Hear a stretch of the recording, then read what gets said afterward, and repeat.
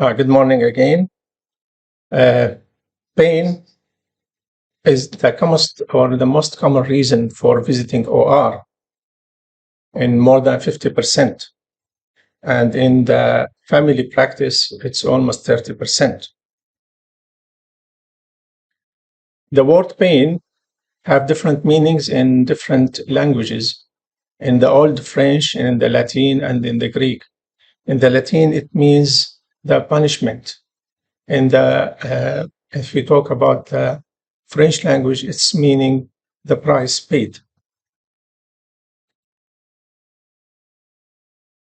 The implication of uh, using a corporeal punishment is old and it's available in many civilizations.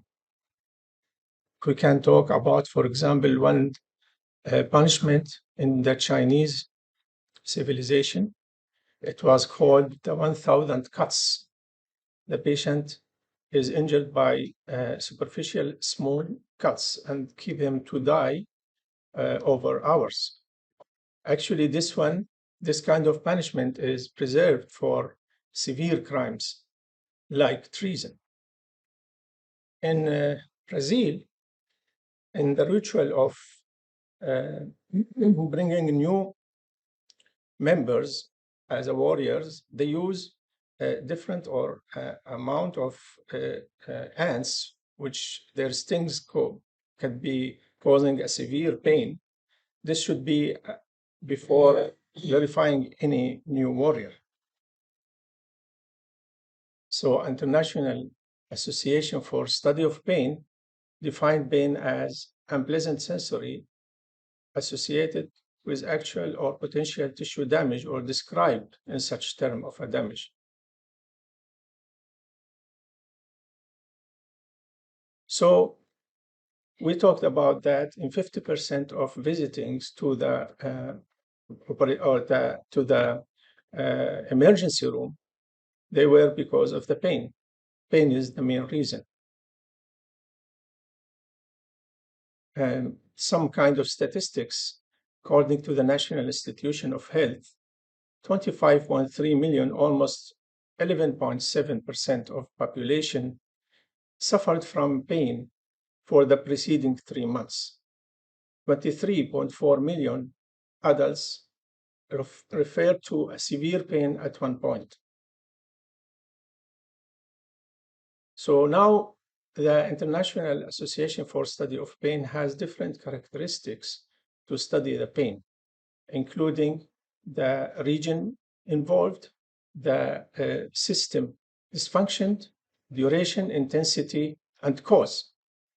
But duration still is the main objective way to decide the pain, acute or chronic. The acute pain, by definition, it's very simple pain which lasts for a short time, and chronic pain lasts for long time. But the transition between acute pain and chronic pain is disputed. Some scholars say that acute pain, any pain less than 1 month. Some others say that acute pain between 3 to 6 months, for example. Chronic pain is considered for some scholars to be any pain lasts more than 1 year. So there is a dispute about this frame. But the best way to describe the chronic pain is to say that any pain extended beyond the normal period of healing or resolving the pain.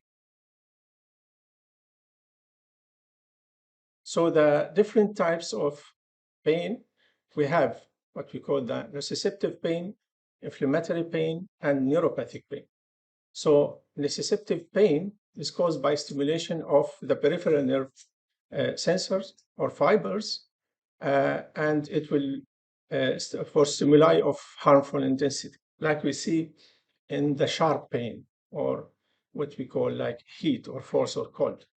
Inflammatory pain is involving a damage or tissue damage, which is promote hypersensitivity until the healing is occurred. The neuropathic pain, it's caused by a damage or disease that affects the somatosensory system. Nociceptive pain, we have three types of nociceptive pain we will talk about in the next slide.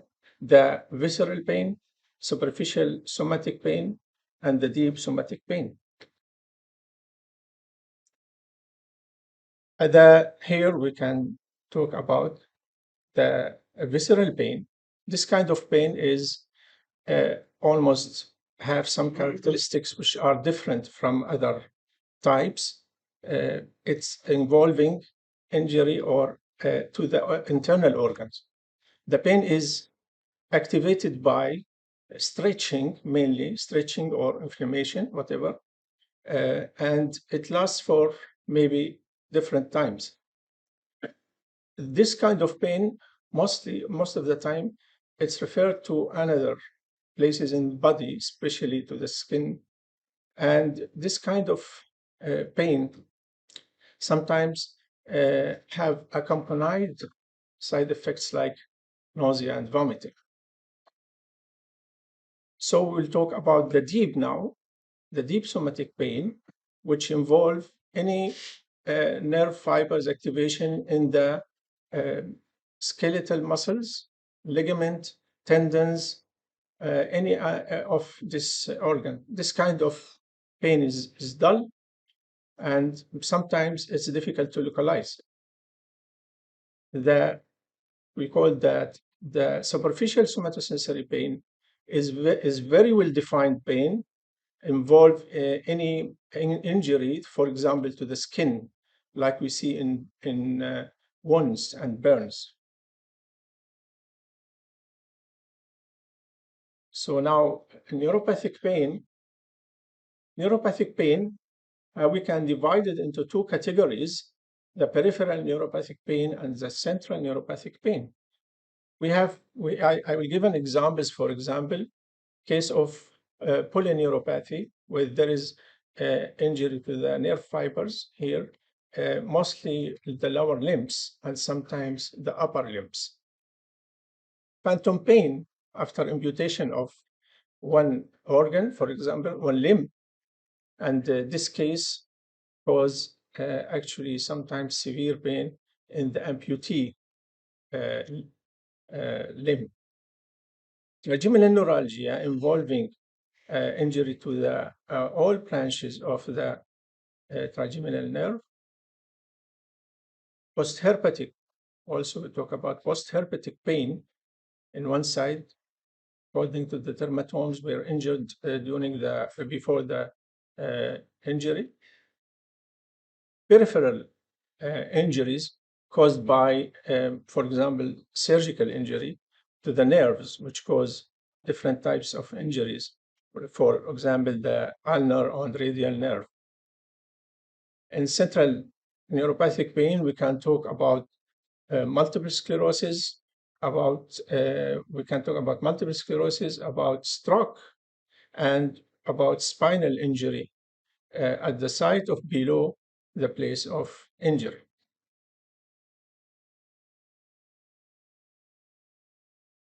Now, there is special classes of neuropathic pain or condition which may be accompanying the neuropathic pain, and we find that I will talk about it. I will start talking about allodynia. Allodynia actually, in more than 30% accompany the neuropathic pain. Allodynia means the patient has pain or stimulus of pain, even with the normal stimuli of pain, or stimuli which usually doesn't cause any pain, like touching. So even touching the patient will cause him pain. This case because of hypersensitivity in the nervous system. The allodynia is very critical case, and as I said, maybe in 15 to 30% you can see it in any neuropathic pain. So here we can, in illustrating the three types of medical conditions, we will talk about the hyperplasia. This is less severe from allodynia because the patient maybe has more response to the pain, actually, or to the stimuli. But here in allodynia, we can see here the stimulus intensity and the pain intensity. Stimulus going up, there is more sensitivity. The normal response will be here with the pain, and we can see the allodynia. Allodynia, there is even with zero stimulus, patient complain of pain. We'll talk about the phantom pain. Phantom pain happened after amputation of a limb of patient for different reasons. It happened almost in 82% of the upper limb and in 54% of the lower limb. And there is different treatments for this condition. Treatments which we can use for this phantom pain involving, for example, injection of local anesthetic in the stomach, which may give a long-term pain relief. There is using of electrical stimulation. There is one famous way which called mirror box therapy. The phantom pain is caused by false, or the brain is depicting signals from the stump or the amputated limbs, but the limb is not there. So we have to false the signals by putting, here we can see the mirror, here the normal leg, and patient will look at the other type.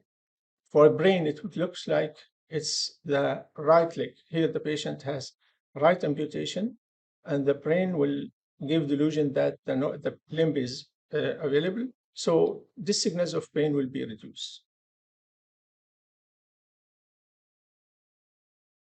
Psychogenic pain, any pain caused by emotional or psychological or behavioral reason.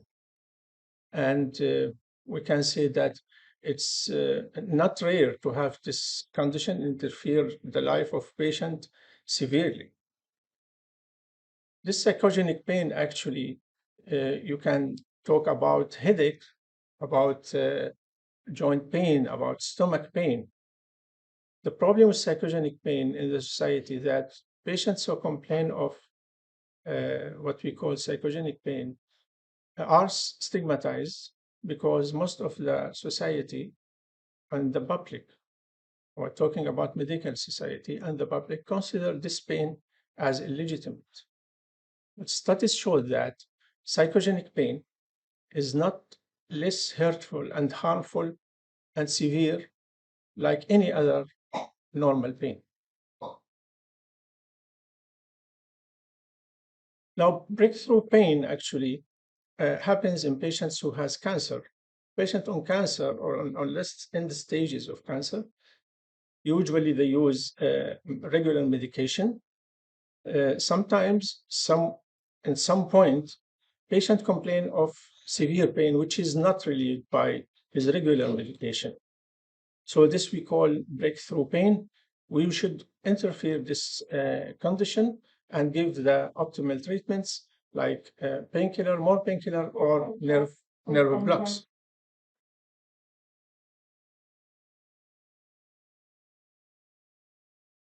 Pain asympholia means patient has pain and he feels the pain, but he doesn't have unpleasantness.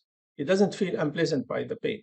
So he tell you that, okay, I have the pain, but I'm not bothered by the pain. This condition we can see in condition of excitement, severe excitement, or in war and sport injuries. Insensitivity to pain because of injury to the nerve fibers, which we can see in injury, or we can see in diabetes, for example. There is one congenital insensitivity to pain. This is a very rare case, involved mutation to the gene SCN9A. The patient has insensitivity to pain. This is a very rare case.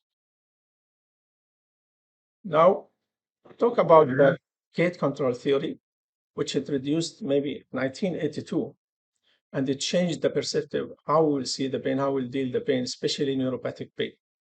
Different, actually, new aspects rose after the discovery. This one discovered by Milzak and Wall in 1982. This is the article which published by Milzak and Wall at 1982. They were talking about the actually refusal of this kind of theory about the pain gate, and what happened later when the society, medical society, accepted this theory and changed the way we manage the pain. Before I have some explanation of this kind of theory, we can see that we have different fibers within the nerves. We are talking about two large myelinated, A alpha and A beta, which are responsible mainly for perception, heat, or something. A delta, and we have C. They are responsible for transmitting the signal of the pain. Of course, A delta is myelinated, has larger diameter than C, and transmit the signal faster. So the pain, what we call gate control theory, depend on the idea of presence of station in the spinal cord in the dorsal horn. This kind of station, it can modulate the pain. It's opened or closed according to the signal received from periphery or even from brain itself. So opening and closing the gate, it will interfere with this condition. For example, gate is closed in cases there is no any signal from small or large fibers. When we have large fiber input, we can see that the gate is closed, and if small fibers are input, we will see the gate is open. The brain has also some signals to send to the this kind of what we call that projection and inhibiting neuron. This is a new illustration about pain. The pain is by A alpha and C fiber. We have descending regulation from the brain. Patient is emotional or expecting a very bad results. He will send signal to open the gate. Patient who has support from family, for example, from society, he will send signal to close the gate. Assessment now, we'll talk about the assessment of pain. Actually, the best way to describe assessment is to talk about the patient response or patient evaluation of his pain. Patient should give us the assessment. It's whatever the patient say, that there is a pain, and the duration of pain, it's all related to the patient.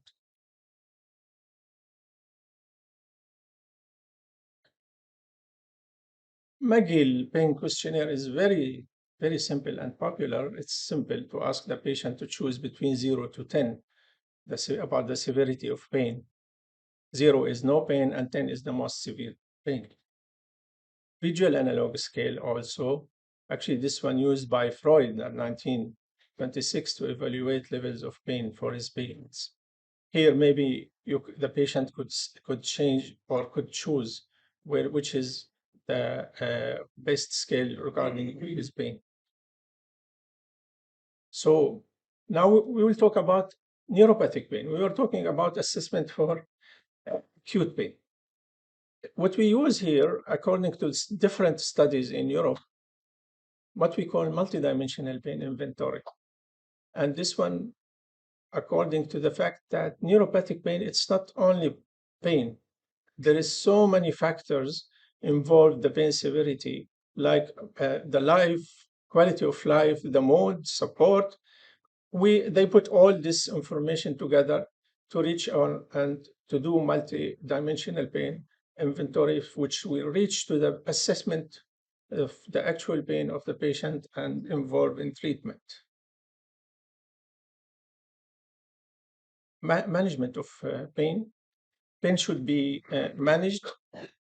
Uh, there should be no delay in treating acute pain because we have to worry about transition of this acute pain to chronic pain. If we can talk here about the human rights as considered, or International Association of Study of Pain considers managing of pain is uh, actually human rights.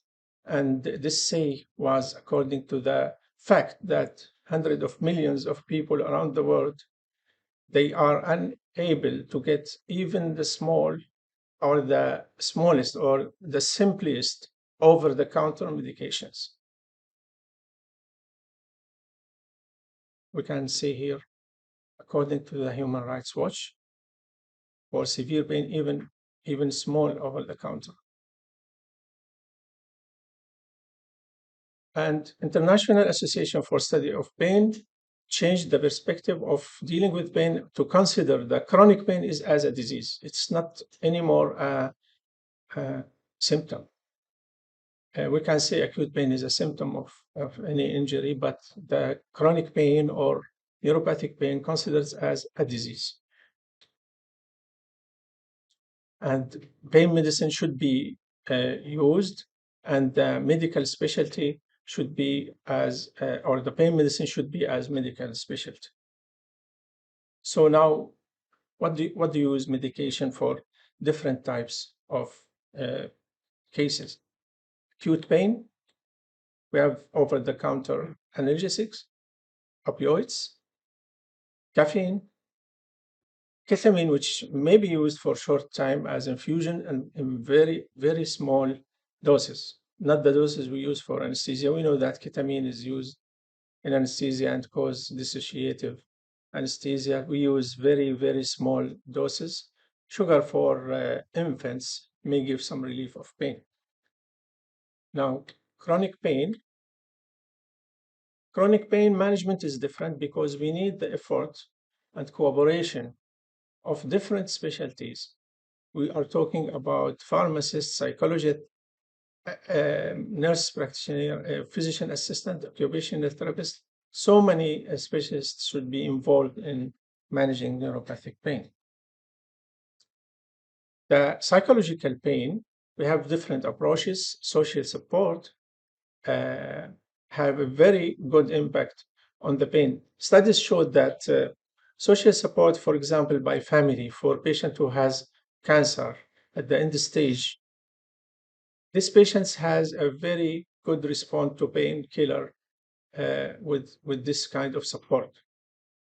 A placebo, which is used in psychological pain sometimes, actually, this kind of placebo, if you will inject 10 ml of neuromethylene as, for example, as an opioid to a patient, you can see good results in 30% of patients, but mainly with the patients who have severe anxiety and who has severe pain. Here you can get better result.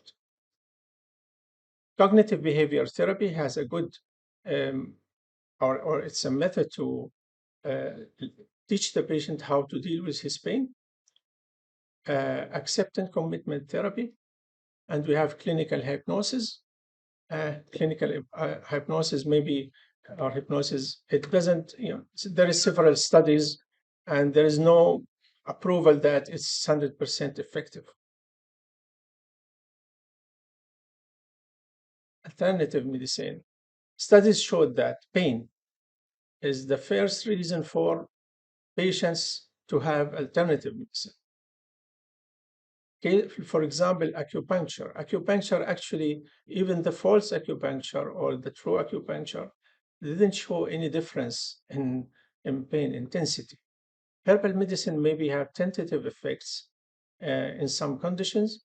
Vitamin D showed some effectiveness in only cases with osteomalacia, for example.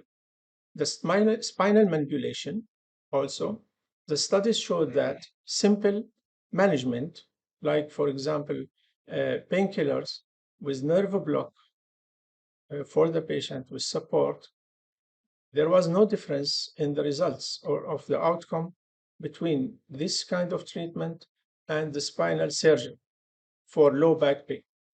Patient who has chronic back pain, there was no difference between surgery and preservative or conservative management, like the method we talk about.